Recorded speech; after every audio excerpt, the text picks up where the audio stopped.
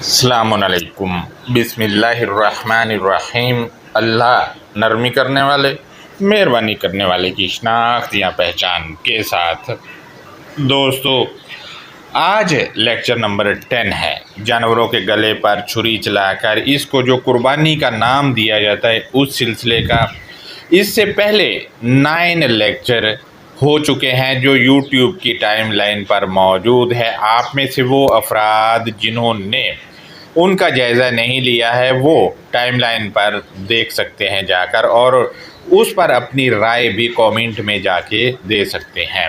Lecture number 9 میں میں نے بہیمۃ الانعام پر بات کی تھی اور بتایا تھا کہ یہ کیا ہے۔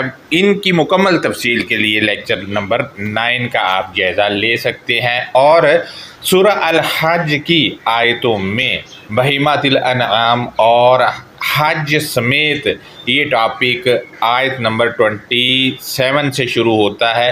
27 میں صرف حج پر بات کی گئی ہے، چونکہ بہیمۃ الانعام والی آیتیں حج کے تسلسل میں بھی پیش کی جاتی ہیں، تو اس کو مد نظر رکھ کر بھی بات کرنا چاہوں گا۔ سورہ الحج کی ان تمام آیتوں پر مرحلہ وار بات کی جائے گی، لہٰذا آج صرف آیت نمبر 27 پر بات کرنا چاہوں گا میں۔ اس کے بعد اگلے لیکچر میں سورہ حج کی ان تمام آیات پر بات کروں گا جن سے لوگ مروجہ حج کے دنوں والا جانوروں کو گلا کاٹ کر حلال کر کے اس کو جو قربانی کا نام دیا جاتا ہے اور دینا نکالتے ہیں، اس پر بات کی جائے گی۔ آپ سے یہ بھی میں شیئر کرتا چلوں کہ حج کے سلسلے میں لوگ قربانی کے لیے جتنی بھی آیات پیش کرتے ہیں، ان میں چھری یا جانوروں کے گلے پر چھری چلا کر ان کو حلال کرنے کا ذکر کہیں نہیں ہے۔ لہذا دوسرا یہ کہ ہمارے ہاں کہتے ہیں کہ قربانی کرنا ابراہیم سلام علیہ کی سنت ہے، جبکہ اس سنت کو جو خود ساختہ تراش رکھی ہے، اس کو ثابت کرنے کے لیے الکتاب کی آیات پیش کر رہے ہوتے ہیں یہ لوگ، جبکہ آیات فرض ہیں، سنت نہیں ہے۔ یعنی آپ کو پتہ ہی کہ قرآن فرض ہے، لہٰذا آیتیں جب قرآن میں ہی آیتیں ہیں تو آیتیں بھی فرض ہوئی، لیکن یہ لوگ کہتے ہیں کہ یہ سنت ہے۔ ایک تو یہ سنت کہہ کر اس کو غلط بیانی کرتی ہے، جبکہ الکتاب المبین میں سنت صرف اللہ کی، ابراہیم کی ہے ہی نہیں۔ لہذا اگر ان کی یہ منطق مان لیں سنت والی، تو جسے قربانی کہتے ہیں وہ سنت نہیں فرض ہے، کیونکہ آیات فرض ہے۔ اور آپ کو یہ بھی بتاتا چلو کہ ہمارے ہاں کہا جاتا ہے کہ غیر اللہ کے نام کا کھانا حرام ہے۔ اگر ایسا ہے تو قربانی کو بھی یہ لوگ ابراہیم کی سنت کہتے ہیں اور کہتے ہیں کہ ہم ان کی سنت پر عمل کرتے ہیں، یعنی یہ بھی غیر اللہ کے نام کی ہوئی۔ یہ لوگ خود ہی ثابت کرتے ہیں یہ کہہ کر کے سنت ہے، تو جب سنت ہے ابراہیم کی تو اللہ کی سنت تو نہیں ہے، تو غیر اللہ کی سنت ہوئی، لہٰذا خود ہی پھر انہوں نے یہ حرام کر لیا ہے۔ دوستو، سنت صرف اللہ کی ہے، الکتاب المبین کے مطابق ابراہیم کی سنت مینشن ہی نہیں ہے اس میں۔ آج میں سورہ الحج کی آیت نمبر 27 پر بات کرنا چاہوں گا۔ اس میں بہیمۃ الانعام نہیں ہے بلکہ صرف حج ہے۔ حج اور الہدیہ پر اس سے پہلے میں ان تمام آیات پر جن میں الہدیہ آیا ہے ان پر لیکچرز کر چکا ہوں۔ پچھلے تمام لیکچرز یوٹیوب ٹائم لائن پر موجود ہیں، ان کا جائزہ آپ لے سکتے ہیں۔ لہٰذا آیت کی جانب بڑھتے ہیں تو مروجہ تراجم پر سوالات ہیں، جب میں نے پڑھا تو وہ سامنے آئے۔ یہ سوالات ایک طالب علم کی حیثیت سے میں آپ دوستوں سے شیئر کر رہا ہوں۔ آپ میں سے وہ دوست جو علمی استطاعت رکھتے ہیں وہ جواب دے کر رہنمائی کر سکتے ہیں۔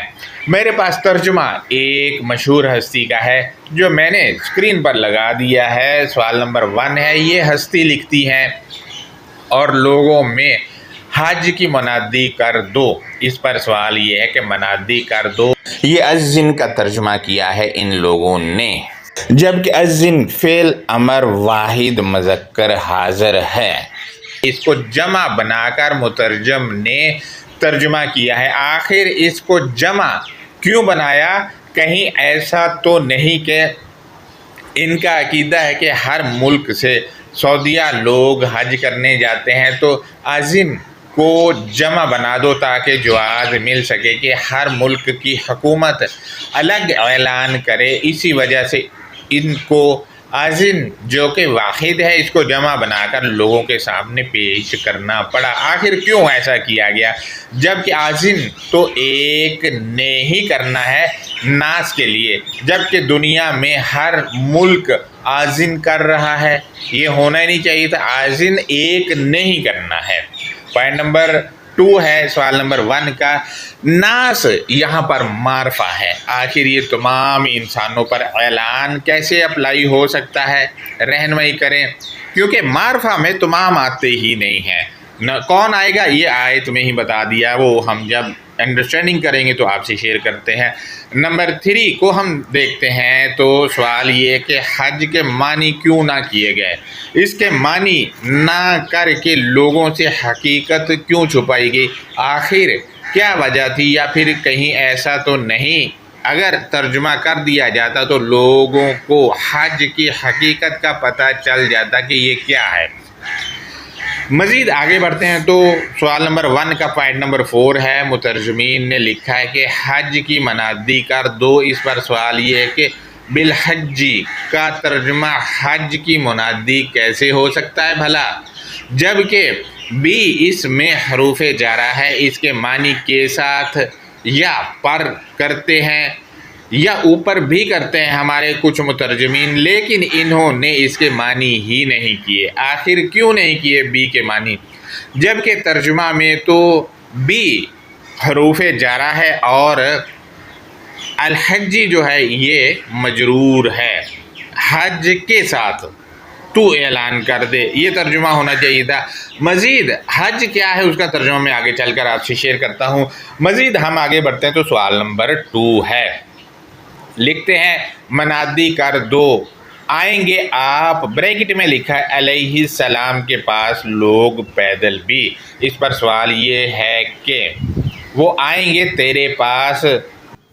دوستو انہوں نے یہ ترجمہ یا تو کا کیا ہے، لہٰذا سوال یہ ہے کہ کاف کی ضمیر کچھ لوگ کہتے ہیں کہ یہاں ابراہیم علیہ السلام کے لیے ہے اور کچھ کہتے ہیں کہ محمد الرسول اللہ و خاتم النبیین کے لیے ہے۔ سوال یہ ہے کہ کاف کی ضمیر واحد مذکر حاضر کی ہے، حاضر میں یہ دونوں ہستیاں ہی بطور آدمی موجود نہیں ہیں، کیونکہ سعودیہ والے مولوی کے پاس نہیں بلکہ کاف جس کے لیے ہے اس کے پاس جانا ہے، اور کاف جس کی طرف ہے اسے ہی کہا جا رہا ہے کہ تو اعلان کر دے۔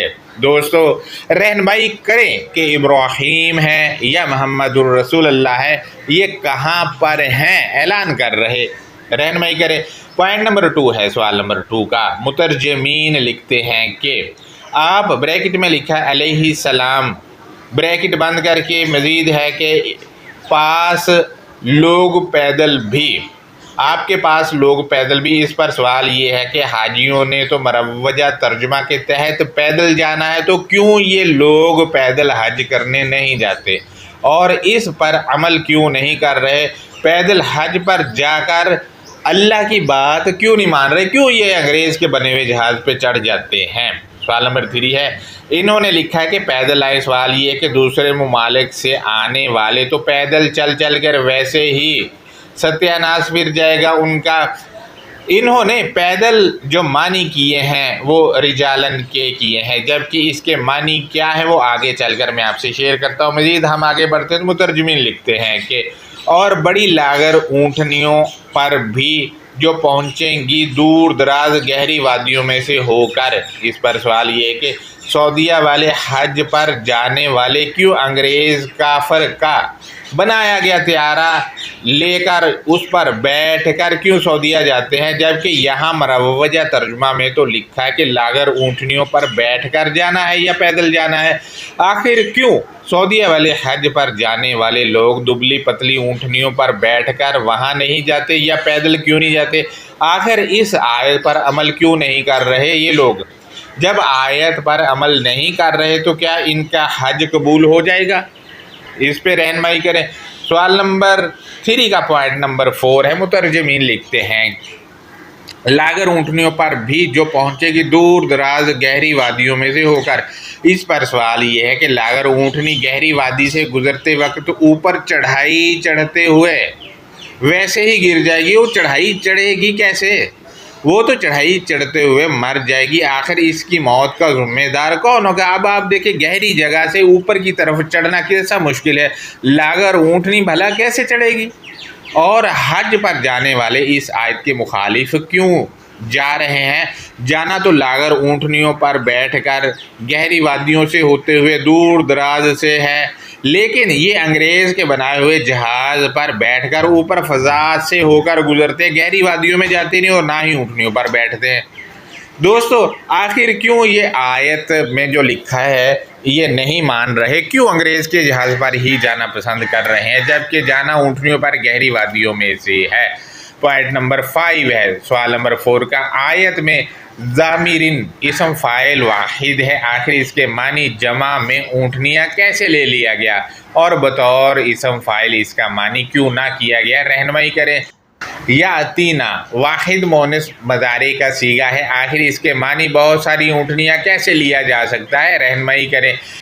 दोस्तों, ये कुछ सवालात थे जो मैंने एक तालिबे इल्म की तौर पर आपसे शेयर किए हैं, लिहाजा इसका जवाब देकर मेरी रहनुमाई करें आप सब जो इल्मी इस्तिताअत रखते हैं। अब हम आयत के मशहूर अल्फाज के मानी देखते हैं। तो नंबर 1 पर है बिलहज्जी, नंबर 2 पर है रिजालन, नंबर 3 पर है कुल्ली दामिरिन, नंबर 4 पर है कुल्ली फज्जिन अमीक।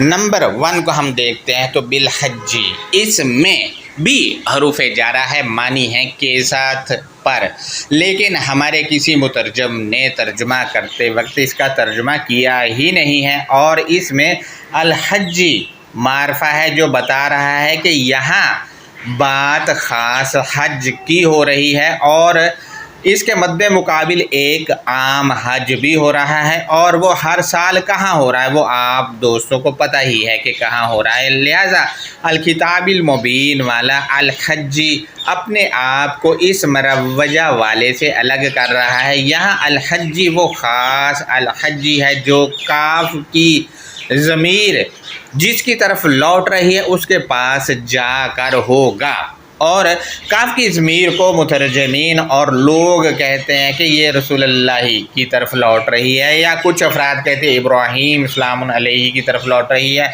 और वो दोनों ही बतौर फ़र्द यहाँ मौजूद नहीं है। जो मरवजा हज जो आम है हो रहा है इसकी तरफ तो जाना ही नहीं है बल्कि काफ की ज़मीर जिन हस्तियों की जानिब है उनके पास जाना है और वो बतौर फ़र्द है नहीं।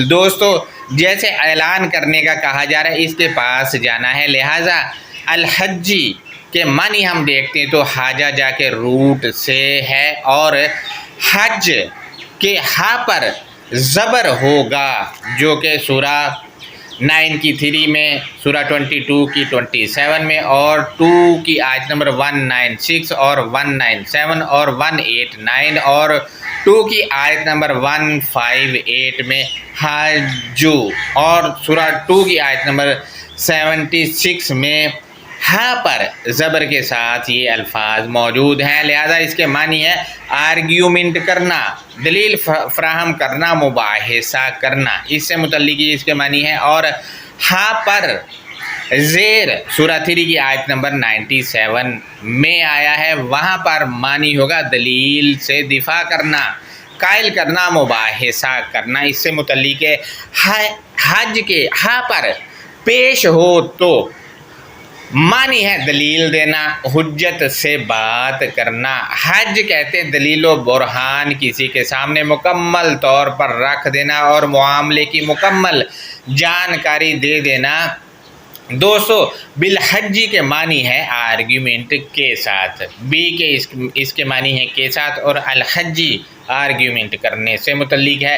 ان معنوں کی روشنی میں جہاں بھی اس روٹ سے بننے والی اور ان حرکات والی آیات آئیں گی، آیات کو دیکھا جائے گا۔ کچھ لوگ جیسا کہ یونس شہید صاحب ہیں ہمارے قرآنسٹ، اور AS انصاری جو کہ قرآنی تعلیمات کی راہ میں، ان کے جیسے لوگ سب سے بڑی بیماری ہیں۔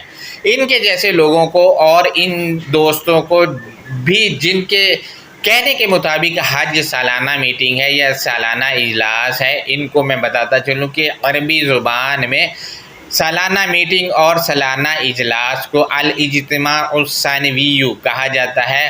یونس شہید نے لکھا ہے کہ انتظامی کانفرنس کو عمرہ کہا جاتا ہے، جبکہ عربی لینگویج میں انتظامی کانفرنس کو مؤتمر الاداراتی کہا جاتا ہے۔ اور یہ بھی آپ سے شیئر کرتا چلوں کہ ان کے اپنے تراجم میں جہاں بھی حج روٹ سے بننے والے الفاظ آئے وہاں معنی انہوں نے کانفرنس یا سالانہ اجتماع کیا ہی نہیں ہے، لیکن یہاں آ کر چالاکی دکھا دی اور زبان کو مروڑا مار دیا۔ میں ان سے پوچھتا ہوں کہ اگر حج سالانہ اجتماع ہے تو پھر رائیونڈ اجتماع جو کہ سال بعد اپنے مرکز میں ہوتا ہے، اس کو کیوں حج نہیں مانتے ہو؟ مزید میں یونس شہید کا حج کو سالانہ میٹنگ پر لکھا گیا 10 گز لمبا فرہ جو کہ صرف نفسیاتی خواہش پر مبنی ہے وہ لگا رہا ہو، اور کریں کیسے اس نے حج کو سالانہ میٹنگ ثابت کرنے کی کوشش کی اور ایڑی چوٹی کا زور لگا دیا۔ غور کریں 10 گز لمبا فرہ ہے۔ جی دوستو، آپ نے غور کر لیا کتنا بڑا فرہ لکھا گیا ہے الکتاب المبین کے احکامات کو اپنی نفسیاتی خواہش میں ڈھالنے کے لیے، اور یہی کام AS انصاری جو کہ الکتاب المبین کی تعلیمات کا حلیہ بگاڑنے والی سب سے بڑی بیماری ہے، اس نے بھی یہی کیا ہے۔ اور میرا مشاہدہ ہے کہ جو ان کے سمیت لوگ ایسا کر رہے ہیں ان کا یہ نظریہ اپنا ہے بھی نہیں۔ انصاری سمیت یونس شہید ہیں، انہوں نے یہ چوری کیا ہے نظریہ، کسی دوسرے کا اور اپنا بنا کر پیش کرتے ہیں۔ مطلب ان لوگوں کو اتنا بھی خیال نہیں چلو چوری تو کر لیا، کم سے کم جس کا چوری کیا اس کا نام ہی لے دیں، نہیں، اپنا نام لے کے استاد بننا ہے بس۔ ہم اگلے لفظ کی جانب بڑھتے ہیں تو رجالن، یہ راجالہ کے بنیادی لفظ سے ہے، اس کے معنی انہوں نے پیدل کیے ہیں یہاں پر، جبکہ یہی سیم لفظ سیم حرکات کے ساتھ سورہ 38 کی 62 میں رجالن کے معنی وہ لوگ کیے ہیں انہوں نے، سورہ 21 کی 7 میں رجالن کے معنی مرد کیے ہیں، 16 کی آیت نمبر 43 میں رجالن کے معنی مرد کیے ہیں، 12 کی 109 میں انہوں نے رجالن کے معنی مرد کیے ہیں، 7 کی 48 میں انہوں نے رجالن کے معنی کچھ آدمی کیے ہیں، 4 کی 176 میں رجالن کے معنی کچھ مرد، 4 کی 1 میں انہوں نے رجالن کے معنی مرد کیے ہیں۔ دوستو اب آپ نے اپنی آنکھوں سے دیکھ لیا کہ رجالن کے معنی پیدل چلنا نہیں، انہوں نے کہیں رجالن کے معنی لوگ کیے ہیں، کہیں مرد کیے ہیں، تو کہیں کچھ مرد کیے۔ حال یہ ہے ان لوگوں کا، اب فیصلہ آپ خود کریں کہ ٹھیک کیا ہے۔ بہرحال اس کے معنی نہ پیدل ہے اور نہ ہی مرد ہے نہ ہی لوگ ہیں، بلکہ اسکرین شاٹ دیکھیں، اس میں انہوں نے رجال کے معنی معتبر لوگ اور مستند لوگ کیے ہیں، جبکہ الکتاب المبین کے مطابق اس کے معنی باوثوق لوگ سامنے آتے ہیں جو عہدوں پر فائز ہوں۔ میں ڈسکرپشن پر ایک لنک لگا رہا ہوں، اس پر جا کر آپ نساء، امرات اور رجال کے متعلق جائزہ لے سکتے ہیں، کیونکہ نساء، رجال اور امرات کے متعلق جو رجال و نساء لیکچر موجود ہے ٹائم لائن پر، اس میں میں نے تفصیل سے بات کی ہے، اس کا جائزہ آپ لے سکتے ہیں۔ نمبر 3 پر ہے کلی دامرین، یہ مضاف اور مضاف علیہ اور کلی مجرور بھی ہے، اور دامرین اسم فاعل واحد ہے، معنی ہے ہر کی، تمام کی باریک بینی رکھنے والا۔ یہ گروپ واحد کے لیے آیا ہے، اس کے دوسرے معنی ہے زندہ ضمیر رکھنے والے کو دامرین کہا جاتا ہے۔ آپ کو بتاتا چلوں کہ اس کو مضاف اور مضاف علیہ لے کر مترجم کسی نے بھی ترجمہ نہیں کیا۔